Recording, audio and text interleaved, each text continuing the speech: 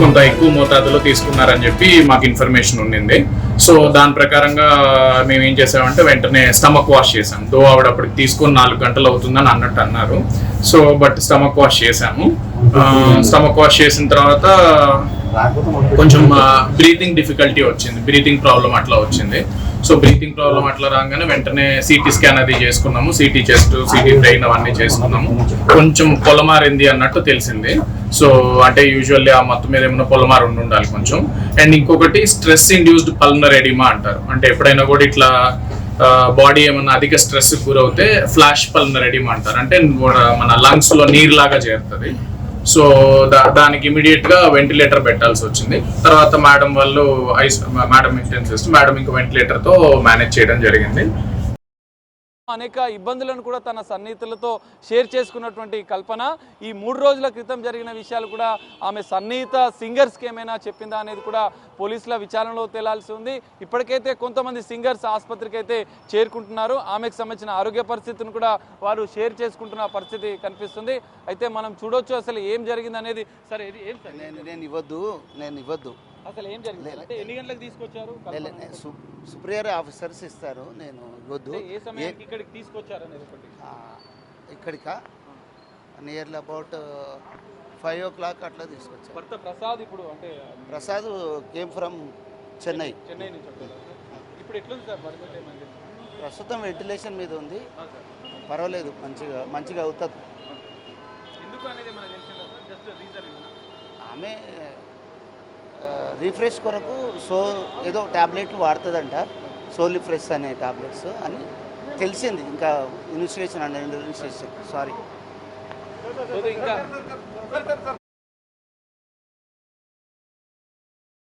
ప్రాథమిక విచారణలో ఇటు తనకి తన కూతురికి కూడా సరిగా పడటం లేదంటూ వాళ్ళిద్దరికి కూడా గొడవ జరుగుతున్నట్టుగా తెలుస్తోంది. దీనికి సంబంధించిన అప్డేట్స్ మా ప్రతినిధి సాగర్ లైవ్ లో అందించడానికి సిద్ధంగా ఉన్నారు. సాగర్, చెప్పండి, ఇటు తనకి తన కూతురికి మధ్య కూడా కొన్ని గొడవలు జరుగుతున్నట్టుగా తెలుస్తోంది.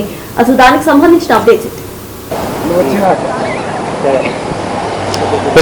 సింగర్ కల్పన హెల్త్ అప్డేట్ ని కొద్దిసేపటి క్రితమే వైద్యులు ఒక ప్రకటనలో విడుదల చేసిన పరిస్థితి కనిపిస్తుంది. ఇప్పటికైతే కల్పన ఆరోగ్య పరిస్థితి నిలకడగానే ఉంది. నిన్న నిద్ర మాత్రలు తీసుకోవడం వల్లనే, అధిక మోతాదులో తీసుకోవడం వల్లనే ఆమె అపస్మారక స్థితిలోకి వెళ్ళినట్లు కూడా, అన్కాన్షియస్కి వెళ్ళినట్లు కూడా వైద్యులు నిర్ధారించారు. వెంటనే ఆమెకి స్టమక్ వాష్ చేసి ఆమెకు ట్రీట్మెంట్ ఇచ్చారు. వెంటిలేటర్ సాయంతో ట్రీట్మెంట్ అవసరమైంది. ఎందుకంటే లంగ్స్లో నీరు చేరడం వల్ల ఆమెకి అంటే వెంటిలేటర్ ద్వారా ట్రీట్మెంట్ అవసరమైందని చెప్పి ఇటు వైద్యులు చెప్తున్న పరిస్థితి మనకు కనిపిస్తుంది. సో ఈ నేపథ్యంలో ఇప్పటికైతే అవుట్ ఆఫ్ డేంజర్, ప్రాణాపాయ స్థితి ఏం లేదు, నిలకడగానే కల్పన ఆరోగ్యం ఉందని చెప్తున్నారు. అయితే ఆమె ఆత్మహత్య యత్నం చేసుకుందా, లేదంటే ఈ స్లీపింగ్ టాబ్లెట్స్ ని ఓవర్ డోస్ గా ఎక్కువ మోతాదులో తీసుకుందా అన్న కోణంలో కూడా ఇప్పటికీ పోలీసులు ఇంకా దర్యాప్తు చేస్తున్నారు. భర్త ఎందుకంటే నిన్న 2 రోజుల క్రితం భర్త చెన్నైకి వెళ్ళాడని చెప్పి ఇటు పోలీసుల విచారణలో కూడా చెప్పిన నేపథ్యంలో మరికొన్ని విషయాలు కూడా ఈ కేసులో కీలక విషయాలు కూడా బయటకు వస్తున్న పరిస్థితి మనకు కనిపిస్తుంది. ఎందుకంటే మొదటగా భర్తకి, భార్యాభర్తలకు కల్పన భర్త ప్రసాద్ ప్రభాకర్ కి ఏమైనా విభేదాలు ఉన్నాయా భార్యాభర్తల మధ్య అన్న కోణంలో కూడా పోలీసుల దర్యాప్తు కొనసాగుతుంది. అయితే పోలీసులు భర్తను అదుపులోకి తీసుకొని నిన్న రాత్రి 9 గంటల సమయంలో చెన్నై నుంచి హైదరాబాద్ వచ్చినటువంటి కల్పన భర్త ప్రసాద్ ప్రభాకర్ ని కూడా అదుపులోకి తీసుకొని విచారించారు. అయితే రెగ్యులర్ గా ఆమె నిద్ర మాత్రలు తీసుకుంటుంది. నిన్న నాకు సాయంత్రం కూడా ఫోన్ చేసింది, నేను అన్కాన్షియస్ లోకి వెళ్తున్నానని చెప్పి ఆమె ఫోన్ చేసినట్టుగా కూడా ఇటు భర్త విచారణ స్టేట్మెంట్ లో కూడా తెలిపిన పరిస్థితి. వెంటనే ఆయన ఆ అపార్ట్మెంట్ కి సంబంధించినటువంటి వారికి కూడా ఆయన చెప్పిన పరిస్థితి. ఈ నేపథ్యంలో మరికొన్ని కీలక అంశాలు కూడా ఈ కేసులో బయటకు వస్తున్నాయి. ప్రధానంగా కల్పన మొదటి భర్త కుమార్తె, 19 ఏళ్ల కుమార్తె, ఆమె కేరళలో ఎడ్యుకేషన్ కొనసాగిస్తున్నట్లుగా తెలుస్తుంది. ఆమెతో కొన్ని విభేదాలు ఉన్నాయి. ఈ మధ్య తరచుగా వారిద్దరి మధ్య చిన్న చిన్న గొడవలు జరుగుతున్నాయి. మరి ఈ గొడవలే ఆమె ఆత్మహత్య యత్నం చేసుకోవడానికి ప్రధాన కారణమా అన్న కోణంలో కూడా పోలీసులు అనుమానాలు వ్యక్తం చేస్తున్నారు. ఇప్పటికే ఇటు భర్త స్టేట్మెంట్లో కూడా కొన్ని విషయాలు వీళ్ళిద్దరికి సంబంధించిన తల్లి కూతురికి మధ్య కొన్ని విభేదాలు, గొడవలు ఉన్నట్లుగా కూడా ఆయన స్టేట్మెంట్లో చెప్పిన నేపథ్యంలో ఆ కోణంలో అయితే పోలీసుల దర్యాప్తు ఇంకా కొనసాగుతుంది. ఇటు కూతురికి సంబంధించిన స్టేట్మెంట్ కూడా తీసుకునే అవకాశం ఉంది. కూతురిని ప్రశ్నించిన అనంతరం కూడా ఇటు తల్లి కూతుర్ల మధ్య ఏం జరిగింది, రీసెంట్గా వాళ్ళు లాస్ట్లో మాట్లాడిన 2 రోజుల క్రితం కావచ్చు, నిన్న కావచ్చు, లేటెస్ట్గా ఆమె కాల్ డేటా ఆధారంగా కూడా కూతురుతో మాట్లాడినట్లుగా కూడా పోలీసుల విచారణలో తేలిన నేపథ్యంలో మరి కూతురికి వీళ్ళిద్దరికి మధ్య విభేదాలు ఏమైనా ఉన్నాయా, కూతురికి ఇటు కల్పనకు గొడవలే ఆత్మహత్య యత్నానికి కారణమా, స్లీపింగ్ టాబ్లెట్స్ను ఎక్కువ మోతాదులో తీసుకుని ఆమె ఆత్మహత్య యత్నమే చేసిందా అనేది కూడా పోలీసులు నిర్ధారించే అవకాశం ఉంది. భర్త స్టేట్మెంట్ రికార్డ్ చేసిన పోలీసులు కూతురి స్టేట్మెంట్ కూడా రికార్డ్ చేసి అనంతరం కూడా ఈ కేసులో కీలక విషయాలు పోలీసులు బయటపెట్టే అవకాశం కనిపిస్తుంది. ఆల్రెడీ తన భర్త కాల్ చేసి తాను అన్కాన్షియస్ స్టేజ్ లోకి వెళ్తుంది అని చెప్పినట్టుగా మీరు చెప్తున్నారు. అండ్ 2 days వరకు డోర్స్ కూడా ఓపెన్ చేయలేదు. అది చూసిన స్థానికులు అటు పోలీసులకు ఫిర్యాదు చేశారని కూడా తెలుస్తోంది. అసలు తన భర్త ఏమంటున్నారు దానికి సంబంధించి, అన్కాన్షియస్ స్టేట్కి వెళ్ళిన తర్వాత పోలీసులకు ఫిర్యాదు చేశారా ఆయన, లేకపోతే అక్కడ ఉన్న వాళ్ళకి ఎవరినైనా అలర్ట్ చేశారా? ఎస్ సార్, ఖచ్చితంగా ఆయనకు నిన్న సాయంత్రం ఫోన్ వచ్చిన వెంటనే, కల్పన నుంచి ఫోన్ వచ్చిన వెంటనే ఆయన ఇటు స్థానికులకు అపార్ట్మెంట్లో ఉన్నటువంటి సొసైటీ వారికి, సెక్యూరిటీ వాళ్ళకి కూడా వెంటనే సమాచారం ఇచ్చారు. అటు పోలీసులకు కూడా స్థానికుల ద్వారా సమాచారం ఇచ్చినట్లు తెలుస్తుంది. వెంటనే పోలీసులు అక్కడికి చేరుకొని ఆమె లోపల ఏదైతే మెయిన్ డోర్ నుంచి కాకుండా మెయిన్ డోర్ ఓపెన్ చేయకపోవడంతో అపార్ట్మెంట్ వాసులు కూడా ప్రయత్నం చేశారు, ఆమెకు ఫోన్ చేసి ప్రయత్నం చేశారు. ఎన్ని ప్రయత్నం చేసినా కూడా ఆమె స్పందించకపోవడంతో వెనుక డోర్ నుంచి పోలీసులు, స్థానికుల సాయంతో పోలీసులు లోపలికి వెళ్ళి బెడ్ పైన ఆమె అపస్మారక స్థితిలో అన్కాన్షియస్ గా పడి ఉన్న నేపథ్యంలో ఆమె పక్కనే బెడ్ పైన కూడా మరికొన్ని టాబ్లెట్స్, నిద్రమాత్రలను కూడా పోలీసులు స్వాధీనం చేసుకున్నారు. సో ఈ నేపథ్యంలో ఇటు భర్త ఇచ్చిన ఫిర్యాదు మేరకు కూడా పోలీసులు అయితే కేసు నమోదు చేసుకుని దర్యాప్తు చేస్తున్నారు. ప్రధానంగా భర్త చెన్నైలో ఉన్నప్పుడు ఈ ఘటన జరిగింది కాబట్టి భార్యాభర్తలకు మధ్య ఏమైనా విభేదాలు ఉన్నాయా అన్న కోణంలో కూడా మొదట అనుమానించినటువంటి పోలీసులు భర్త స్టేట్మెంట్ అనంతరం కూడా ఎలాంటి విభేదాలు భార్యాభర్తల మధ్య లేవు, కానీ కూతురుతో ఉన్న విభేదాల నేపథ్యంలో కొన్ని గొడవలు వాళ్ళిద్దరికీ జరిగినట్లుగా కూడా పోలీసులు ఒక ప్రాథమికంగా నిర్ధారించిన పరిస్థితి మనకు కనిపిస్తుంది. ఇప్పటికే భర్త స్టేట్మెంట్ ఆధారంగా ఇంకా దర్యాప్తు చేసిన పోలీసులు మరికొన్ని విషయాలు, కూతురికి సంబంధించిన విభేదాల విషయంలో కూడా కొంత క్లారిటీ రావాల్సిన అవసరం ఉన్న నేపథ్యంలో మరి కూతుర్ని హైదరాబాద్ రప్పిస్తారా, పోలీసులు ఇప్పటికే ఆమెతోని సంభాషిస్తున్నట్లుగా, ఆమెకు సమాచారం అందించినట్లుగా కూడా తెలుస్తుంది. ఇటు ఆరోగ్య పరిస్థితి పైన అయితే కొంత వైద్యులైతే నిలకడ ఉందని అప్డేట్ ఇచ్చిన నేపథ్యంలో ఇటు విచారణను కూడా వేగవంతం చేసే అవకాశం మనకు కనిపిస్తుంది. ఎందుకంటే ఇప్పటివరకైతే భర్త స్టేట్మెంట్ రికార్డ్ చేసిన పోలీసులు కూతురి స్టేట్మెంట్ కూడా రికార్డ్ చేసే అవకాశం ఉంది.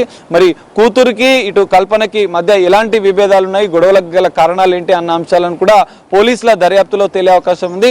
దీని అనంతరం పోలీసులు కూతురుని విచారించిన అనంతరం కూడా ఈ కేసులో కీలక అప్డేట్ వచ్చే అవకాశం మనకు కనిపిస్తుంది. ఎందుకంటే ఇప్పటికే ఆమె ఆత్మహత్య యత్నం చేసుకుందా లేదంటే స్లీపింగ్ పిల్స్ ని ఎక్కువ మోతాదులో తీసుకుందా అనేది ఇంకా డౌట్ గా ఉన్న నేపథ్యంలో పోలీసుల దర్యాప్తు అయితే కీలకంగా మారనుంది. పోలీసుల దర్యాప్తు అనంతరం ఈ గొడవలు కారణమా లేదా అనేది కూడా వాళ్ళు తేల్చే అవకాశం కనిపిస్తుంది. భర్త కూతురుకు సంబంధించి ఇటు విభేదాలు ఉన్నట్టుగా తెలుస్తోంది. సో తన ఫస్ట్ హస్బెండ్ కూడా మనం విచారించే అవకాశం ఉందనుకోవాలి. అట్ ద సేమ్ టైం కేరళలో తన ఎడ్యుకేషన్ ని పర్స్యూ చేస్తున్నట్టుగా తెలుస్తోంది. అసలు ఎటువంటి గొడవలు వాళ్ళ మధ్యలో ఉన్నాయి, స్థానికులు ఏమైనా చెప్తున్నారా, వీళ్ళు తరచూ గొడవ పడతారా లేదా అనే దాని మీద? ఎస్ సార్, ఖచ్చితంగా అంటే మొదటి భర్త కుమార్తెతోని విభేదాల కారణం అంటే ఈమె 2018లో ప్రసాద్ ప్రభాకర్, అయితే చెన్నైకి చెందినటువంటి ప్రసాద్ ప్రభాకర్ డెంటల్ సంబంధించిన ఎక్విప్మెంట్ వ్యాపారం నిర్వహిస్తున్నాడు.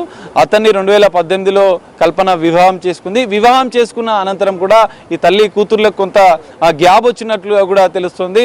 మరి ఆ పెద్ద కూతురు ఏదైతే మొదటి భర్త కుమార్తెకు వివాహం ప్రసాద్ ప్రభాకర్ని వివాహం చేసుకోవడము ఇష్టమా లేదా అనేది కూడా తేలాల్సి ఉంది. అప్పటి నుంచి కూడా కొంత గ్యాప్ రావడం, కొంత చిన్న చిన్న గొడవలు జరగడం, తల్లి కూతుర్లకు గొడవలు జరగడం అనేది కూడా తరచుగా ఉన్నట్లుగా కూడా భర్త ప్రసాద్ ప్రభాకర్ పోలీసుల విచారణలో చెప్పాడు. సో మరి ఈ గొడవలే ప్రధాన కారణం అనేది కూడా తెలియాల్సి ఉంది. ఎందుకంటే ప్రసాద్ ప్రభాకర్ కూడా ఈ పిల్లలకు సంబంధించిన ఎడ్యుకేషన్ వ్యవహారం కూడా ఆయనే చూసుకుంటాడు.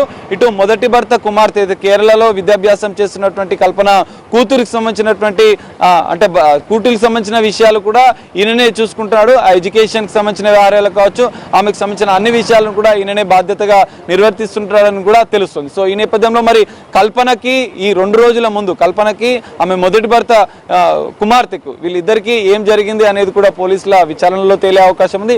భర్త స్టేట్మెంట్ అయితే రికార్డ్ చేసిన పోలీసులు ప్రాథమికంగా ఈ 2 కారణాలను అయితే వాళ్ళు చూపిస్తున్న పరిస్థితి. ఈ విభేదాలు కారణమా లేదా నిద్ర మాత్రం ఎక్కువ మోతాదులో తీసుకుందా, రెగ్యులర్ గా తీసుకుంటున్న సందర్భంలోనే ఆమె అపస్మారక స్థితిలోకి వెళ్ళిందా, ఉద్దేశపూర్వకంగా కూతురుతో గొడవ జరిగి లేదంటే ఏదైనా విభేదాలు లేదంటే డిప్రెషన్లోకి వెళ్ళి కుటుంబ వివాదాలకు సంబంధించినటువంటి విషయంలో ఆమె కొంత మనస్తాపానికి గురై ఎక్కువ మోతాదులో వేసుకుందా నిద్ర మాత్రలు అనేది కూడా తేలాల్సి ఉంది. ఎందుకంటే ఓవర్ డోస్ వేసుకుందని చెప్పి కొద్దిసేపటి క్రితమే వైద్యులు కూడా నిర్ధారించిన నేపథ్యంలో మరి వాటికి గల కారణాలు ఏంటి అన్న కోణంలో ఇంకా పోలీసుల దర్యాప్తు కొనసాగుతుంది. ఇటు మరి కేరళలో ఉన్నటువంటి కూతురుని కూడా పోలీసులు విచారించే అవకాశం ఉంది. విచారణ అనంతరం కూడా ఈమె ఆత్మహత్య యత్నానికి గల ప్రధాన కారణాలు కూడా పోలీసులు వెల్లడించే అవకాశం కూడా కనిపిస్తుంది. సర్తాజ్, మొత్తానికి ఇటు కల్పన ఆరోగ్య పరిస్థితి ప్రెసెంట్ క్రిటికల్ గానే ఉన్నట్టుగా తెలుస్తోంది. ఆవిడ క్రిటికల్ వార్డ్ లో చికిత్స పొందుతున్నారు. అయితే 2 రోజుల నుండి ఆవిడ తలుపులు తెరవకపోవడంతో అటు స్థానికులు ఫిర్యాదు మేరకు కూడా పోలీసులు ఎంటర్ అయ్యారు సీన్ లోకి. పోలీసులు గేట్లను బద్దలు కొట్టుకొని అటు వెళ్ళినట్టుగా తెలుస్తోంది లోపలికి. ఆ తర్వాత పోలీసులు ఆవిడని అపస్మారక స్థితిలో చూడటం, స్పృహ కోల్పోయి ఉండటం వల్ల తనని ఇమీడియట్ గా హాస్పిటల్ కి తరలించడం జరిగిపోయాయి. అయితే ముందుగానే తన హస్బెండ్ కి కాల్ చేసి తాను స్పృహ కోల్పోతున్నట్టుగా అన్కాన్షియస్ స్టేజ్ లోకి వెళ్ళబోతున్నట్టుగా ముందుగానే హెచ్చరించినట్టుగా కూడా తెలుస్తోంది అటు కల్పన. అయితే తనకి తన కూతురుతో ఏవో గొడవలున్నట్టుగా కూడా ఇటు ప్రాథమిక విచారణలో తేలింది.